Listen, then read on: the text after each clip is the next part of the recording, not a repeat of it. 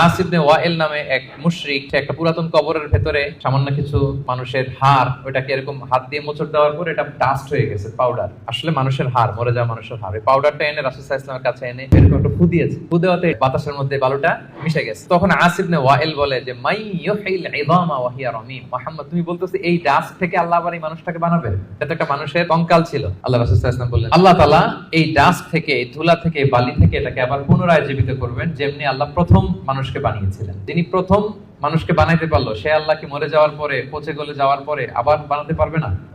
এবং আল্লাহ রাসূল সাল্লাল্লাহু আলাইহি ওয়াসাল্লাম বলেছেন মানুষের দেহে একটা হাড্ডির কণা আছে, ইন্না ফিল ইনসানি আযমুন লা ইয়াকুলুহুল আরদু আবাদান, একটা হাড্ডির কণা আছে যেটা কখনো মাটি বালু এটাকে খেতে পারে না। মিনহা ইউরাক্কাবুল খালকু ইয়াউমাল কিয়ামা, কিয়ামতের দিন এখান থেকেই মানুষের আবার পুনঃসৃষ্টি হবে। সাহাবারা বললেন আইয়ু আযমিন ইয়া রাসূলুল্লাহ, এই হাড্ডিটার নাম কি? আল্লাহ রাসূল সাল্লাল্লাহু আলাইহি ওয়াসাল্লাম বললেন আজবুদ জানাত, ডাক্তারি ভাষায় এটাকে বলে কক্সিক। আমাদের যে শিরদাঁড়া আছে না, মেরুদণ্ড, এই মেরুদণ্ডের একেবারে নিচে ট্রায়াঙ্গেল একটা ত্রিভুজ আকৃতির ছোট্ট বোন পার্টিকেল আছে, এটা নষ্ট হয় না। হিন্দুরা যে শ্মশানে লাশ পুড়ায়, সব পুড়ে যায়, ওইটা পুড়ে না। আমরা যে কবরস্থ করি, কবর মাটি সব খেয়ে ফেলতে পারে, কিন্তু ওই ছোট্ট হাড্ডি কণিকাটা নষ্ট হয় না।